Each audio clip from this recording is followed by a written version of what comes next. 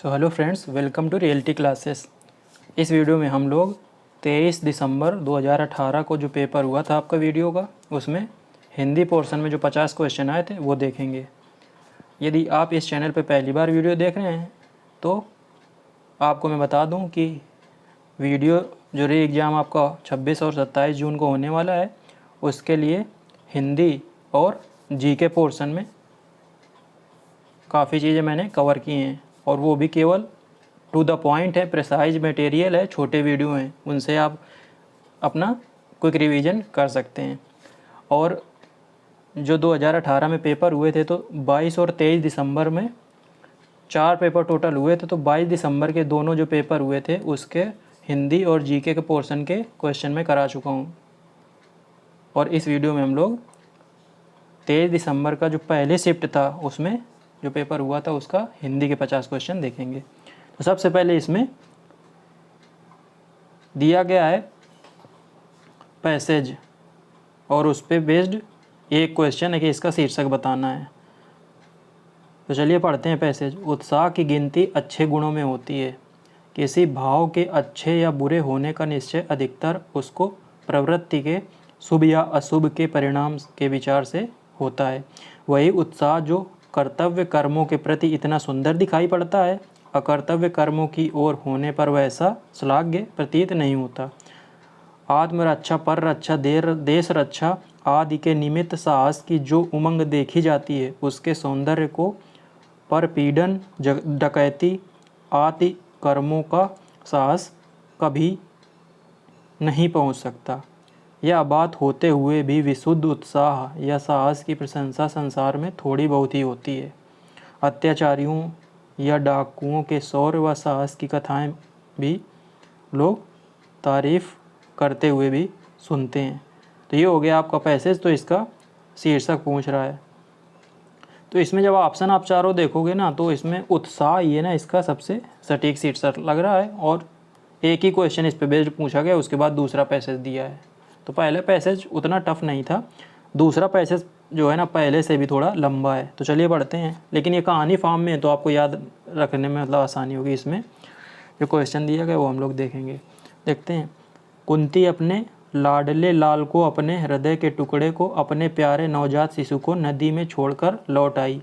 Actual में इनके जो सबसे बड़े पुत्र थे ना वो कर्ण थे। तो कर्ण को ये नदी में छोड़ आई थी, यह कहानी कुछ लोगों को पता होगी, तो उसी के बारे में बताया गया है। वह छोटी नदी थी, वायु अनुकूल थी, दैव की गति जानी नहीं जाती। वह नदी चंबल नदी में जाकर गिरती है। अब शिशु की पिटारी बहती बहती चंबल नदी में आई। इटावे के पास चंबल नदी आकर श्री यमुना जी में मिलती है।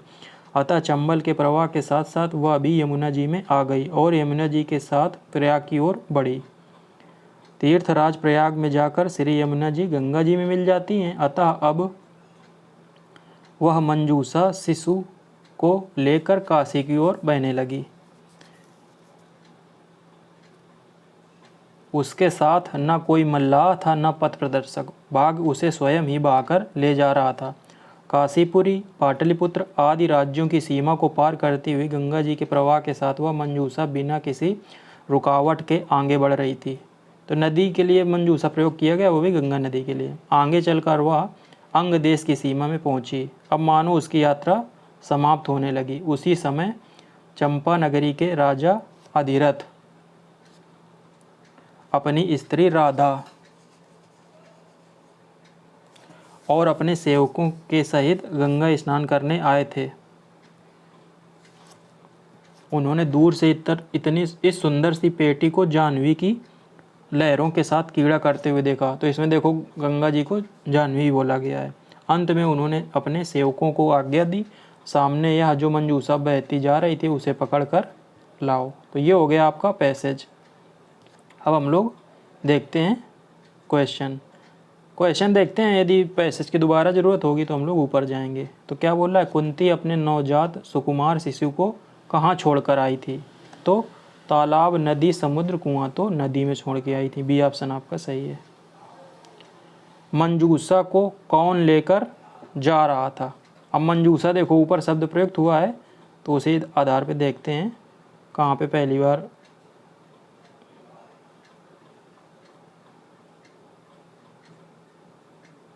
ये देखो यहाँ पे लिखा है, अतः अब वह मंजूषा शिशु के लेकर काशी की ओर बहने लगी। उसके साथ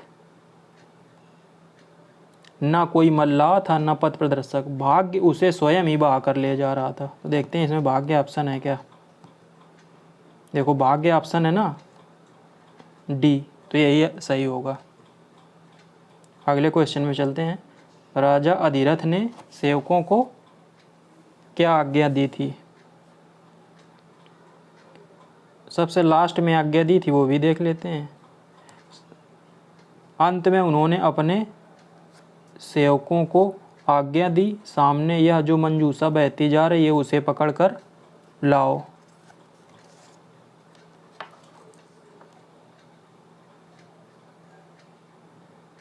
तो मंजूषा को पकड़ कर लाने के लिए बोला।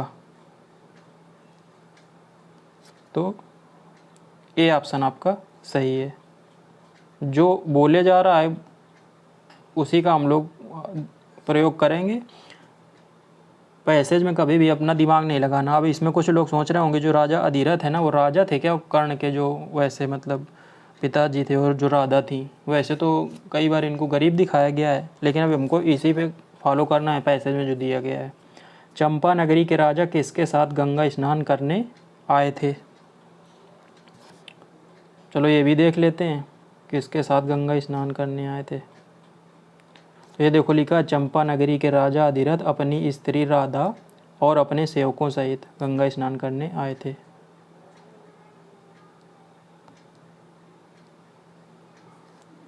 तो राधा और सेवक के सहित, तो पांचवें का ए ऑप्शन सही हो गया। आगे चलते हैं। क्वेश्चन नंबर 6 क्या बोल रहा है। जब कोई सरकारी पत्र ज्ञापन या कार्यालय ज्ञापन एक साथ अनेक प्रेषितों को भेजा जाए उसे क्या कहते हैं। तो ये देखो पत्र लेखन से क्वेश्चन आ गया। तो बोल रहा है एक साथ कई लोगों को भेजा जाता है तो उसको क्या बोलते हैं। तो उसको बोलते हैं परिपत्र। डी ऑप्शन सही है। पत्र पे एक वीडियो में लाऊंगा, उससे आपके सभी क्वेश्चन है ना जल्दी से सॉल्व हो जाएंगे। फिर से आ गया, जब एक अधिकारी दूसरे अधिकारी को व्यक्तिगत नाम से पत्र लिखता है तो उसे क्या कहते हैं। तो उसको अर्धशासकीय पत्र बोलते हैं।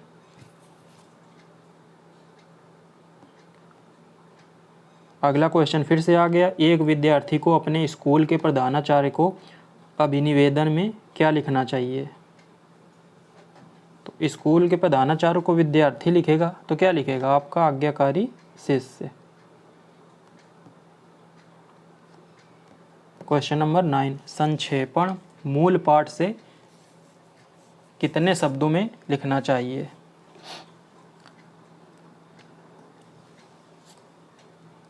मतलब जो संक्षेपण होता है ना वो मूल पाठ का कितना होना चाहिए, तो 1/3 होना चाहिए, 1/3। अगला क्वेश्चन नंबर 10, हिंदी में ध्वनियाँ कितने प्रकार की होती हैं। तो 2 प्रकार की होती हैं, स्वर और व्यंजन। ए ऑप्शन आपका सही है। बोल रहा है कि मात्रा के आधार पर स्वर कितने प्रकार के होते हैं। तो मात्रा के आधार पर 2 तरह के होते हैं, ह्रस्व स्वर और दीर्घ स्वर। तो इसका भी ए ऑप्शन सही है। चलिए अगला क्वेश्चन, जिह्वा के आधार पर स्वर कितने प्रकार के होते हैं। तो जिह्वा के स्थान के हिसाब से किया गया, अग्र स्वर, मध्य स्वर और पश्च स्वर। तो जिह्वा के तीनों स्थान से 3 ऑप्शन, मतलब बी ऑप्शन आपका सही है, जो उसमें 3 दिया गया है। पुल्लिंग पूछ रहा है, लिंग पे आ गया क्वेश्चन। पुल्लिंग दया, माया, भाषा, ये तो आपके स्त्रीलिंग है। जो आभार है ना, तो मैं आपका आभार मानता हूँ, आपको मतलब नेताजी का आभार मानना चाहिए। जो शब्द में पता ना चले कि ये स्त्रीलिंग है पुल्लिंग, किसी सेंटेंस में उसको यूज कर लो, पता चल जाएगा। पुल्लिंग पूछ रहा है इसमें, आशा, कष्ट, क्षमा, सेना। तो मुझे बहुत कष्ट हुआ, कष्ट हुई थोड़ी बोलते हैं। स्त्रीलिंग पूछ रहा है, देखो लिंग से तीसरा क्वेश्चन आ गया, विवाद, सार, रूप, आय। तो बोलेंगे ना आपकी आय अच्छी है, आपकी गेहूँ बेचकर कितनी आय हुई, कितना आय हुआ थोड़ी बोलते हैं। फिर से आ गया स्त्रीलिंग, कौन सा है, गृह, चंदन, पत्ता, सभा। सभा, सभा में उपस्थित सभी जनों को मेरा प्रणाम, ऐसे बोलते हैं ना, उद्घाटन भाषण। तो डी ऑप्शन इसका सही है। संधियाँ कितने प्रकार की होती हैं? 3 तरह की होती हैं, स्वर, व्यंजन और विसर्ग। बी ऑप्शन आपका सही है। हिंदी में बिल्कुल टाइम नहीं लगता यदि आपकी तैयारी अच्छी है। सदानंद का संधि विच्छेद, तो सदानंद का संधि विच्छेद होगा सत प्लस आनंद। सद नहीं होगा, ना सदा होगा, ना सत होगा। तो सत ये वाला नहीं होगा, ये वाला होगा सदानंद, तो सत प्लस आनंद। ये ऑप्शन आपका सही है। पुस्तकालय में कौन सी संधि है? पुस्तक प्लस आलय। कौन सी संधि है आपकी? दीर्घ स्वर संधि। ये ऑप्शन आपका सही है। क्वेश्चन नंबर 20 क्या बोल रहा है? अभ्युदय, अभि प्लस उदय की संधि बताना है। तो अभि प्लस उदय अभ्युदय, यण संधि है इसमें आपकी। पहला ऑप्शन आपका सही है। आगे चलते हैं।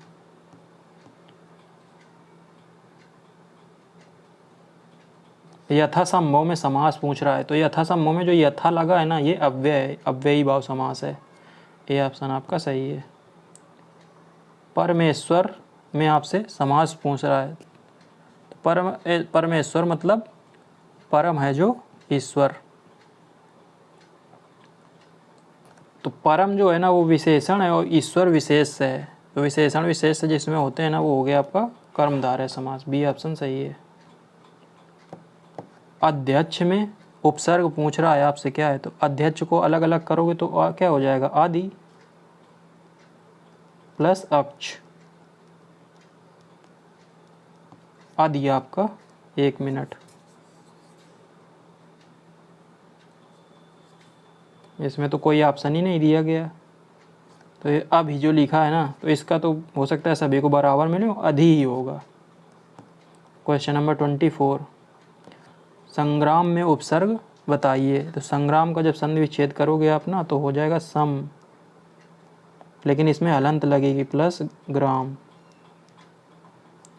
तो सम कहाँ पे लिखा है? बी ऑप्शन में। क्वेश्चन नंबर 24 में इसमें प्रत्यय पूछ रहा है सावधानी में। तो सावधानी में प्रत्यय जो है ना आपका वो है सावधान प्लस ई। तो ई आपका प्रत्यय सावधानी, सावधान, सावधानी। जिंदगी में कौन सा प्रत्यय लगा है ये आपसे पूछ रहा है।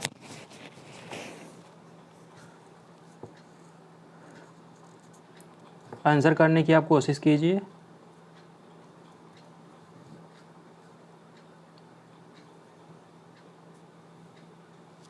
तो इसमें ई प्रत्यय आपका लगा हुआ है, जिंदगी। बी ऑप्शन आपका सही है। तत्सम पूछ रहा है। प्रिय, पिया, मोर, चार। प्रिय ही सही है क्योंकि पिया तो होता नहीं है, पिया का ही प्रिय होता है। तद प्रिय जो है तत्सम है, पिया तद्भव है।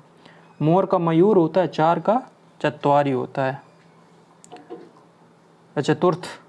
तो आपका ए ऑप्शन आपका सही है। चलते हैं आगे। 28 बोल रहा है इनमें से तत्सम नहीं है।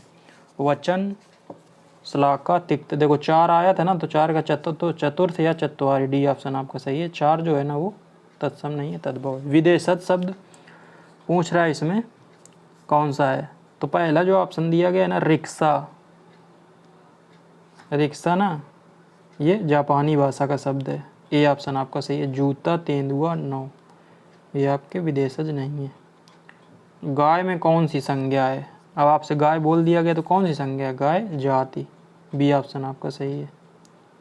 भाववाचक संज्ञा दिल्ली, लड़का, मोहन, ये तो आपके दिल्ली व्यक्तिवाचक हो गया, लड़का जातिवाचक हो गया, मोहन, मोहन तो नाम हो गया तो व्यक्तिवाचक। तो बचा आपका कौन सा? बीमारी। डी ऑप्शन आपका सही है। अगला क्वेश्चन है सर्वनाम से। हिंदी में कुल कितने सर्वनाम होते हैं? सर्वनाम की संख्या पूछ रहा है, सर्वनाम के प्रकार नहीं पूछ रहा है। तो हिंदी में टोटल 11 सर्वनाम होते हैं। जैसे वह, तुम, तू, आप, जो, ये सब है ना सर्वनाम है। अब यहाँ पे अगले क्वेश्चन में भेद पूछ रहा है। तो सर्वनाम के 6 भेद होते हैं। बी ऑप्शन इसका सही है। पर्वतीय में विशेषण आपसे पूछ रहा है कि पर्वतीय में कौन सा है, तो पर्वतीय में वाचक विशेषण है, ए ऑप्शन आपका सही है, पर्वतीय इलाका। अब इसमें पूछ रहा है 4 ऑप्शन जो दिए गए हैं कि इसमें विशेषण कौन सा है, आगरा, चमकीला, कुछ, लिखना। तो आगरा तो नाम है, कुछ जो है वो अव्यय है, और लिखना क्या है, क्रिया। तो आपका बचा चमकीला, बी ऑप्शन आपका सही है। जो शब्द संज्ञा की विशेषता बताते हैं उनको क्या कहते हैं, विशेषण। इससे आसान क्या है, बी ऑप्शन सही है। 37 क्वेश्चन नंबर, राम सो रहा, इस वाक्य में कौन सी क्रिया है, अकर्मक, सकर्मक, प्रेरणार्थक या द्विकर्मक। तो कौन सो रहा है, राम सो रहा है, तो इसमें सकर्मक की 1 मिनट, अकर्मक इसमें क्रिया है, क्योंकि इसमें क्या है ना,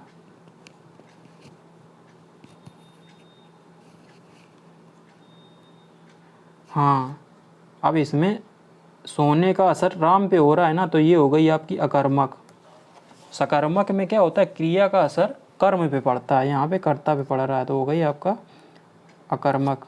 वह 1 सप्ताह बाद आया, इस वाक्य में कौन सा शब्द क्रिया विशेषण पूछ रहा है आपसे, जो क्रिया की विशेषता बताता है।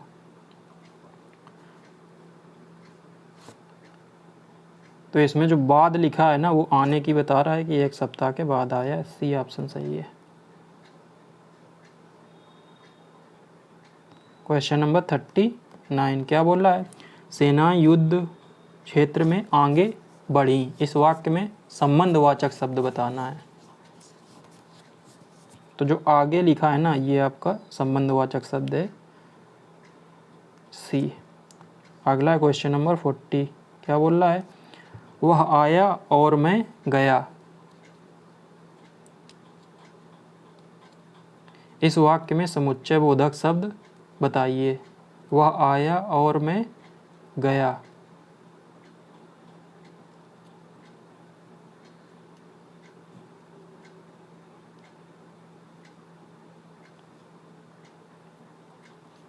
तो वह आया मैं गया, इसको जोड़ कौन सा रहा है, और, तो सी ऑप्शन आपका सही है। क्वेश्चन नंबर 41 क्या बोल रहा है, हाय अब मैं क्या करूं, इसमें विस्मयादि बोधक शब्द क्या है, हाय, जिसके बाद में ये लगता है ना मार्क ऑफ एक्सक्लेमेशन, तो यही हो जाता है आपका विस्मयादि बोधक शब्द। अनेक का पर्यायवाची पूछ रहा है, बहुत ही कॉमन है, मोस्ट इम्पॉर्टेंट आना चाहिए। सेना का पर्यायवाची होता है अनेक, या अनेक का सेना। कपड़ा का पर्यायवाची पूछ रहा है, तो चलन, गगन, जंगल ये तो है नहीं, वसन है, बी ऑप्शन सही है। आकाश का विलोम आपको बताना है, तो आकाश का धरती होगा कि पाताल होगा कि अनर्थ होगा कि अनग होगा।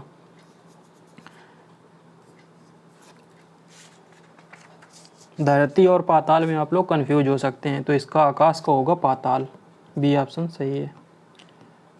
पृथ्वी का विलोम अब आपसे पूछ रहा है कि क्या होगा, तो अब इसमें 4 जो ऑप्शन दिए गए हैं ना, तो उसमें आकाश इसका सबसे सटीक है, ए ऑप्शन। अभय उभय शब्द युग्म का सही अर्थ पूछ रहा है आपका, तो इसमें यदि एक का भी पता है, उभय का मतलब जैसे दोनों होता है, अभय का मतलब होता है कि जिसको भय ना हो, तो यदि दोनों पता है, भय ना हो तो मतलब निर्भय, ये ऑप्शन आपका सही है।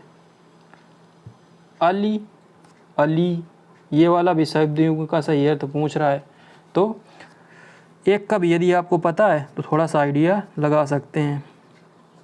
तो जो अली पहला लिखा है ना, इसका मतलब होता है भौरा, या आपको इसमें अली अली वाले में कहीं पे भी भौरा नाम भी पता है कि इसमें एक का भौरा होता है, तो आप आइडिया मार दोगे, क्योंकि भौरा तो केवल बी में ही आया है। तो अली का मतलब है भौरा, अली का मतलब है सखी। क्वेश्चन नंबर 48 उपसर्ग व शब्दांश है जो, तो उपसर्ग क्या होता है, शब्द के पहले लगता है तो आगे जुड़ता है, सी ऑप्शन आपका सही है। क्वेश्चन नंबर 49 क्या बोल रहा है, कौन सा शब्द शुद्ध है, तो क्या लिखते हैं, 46 सही होता है, 46 पहले लिखा हुआ है, 46 नहीं होता, ये गलत है ना, बाकी तो ये छया तो होते नहीं है, 46 या 46, तो क्या होता है 46, ये ऑप्शन सही है।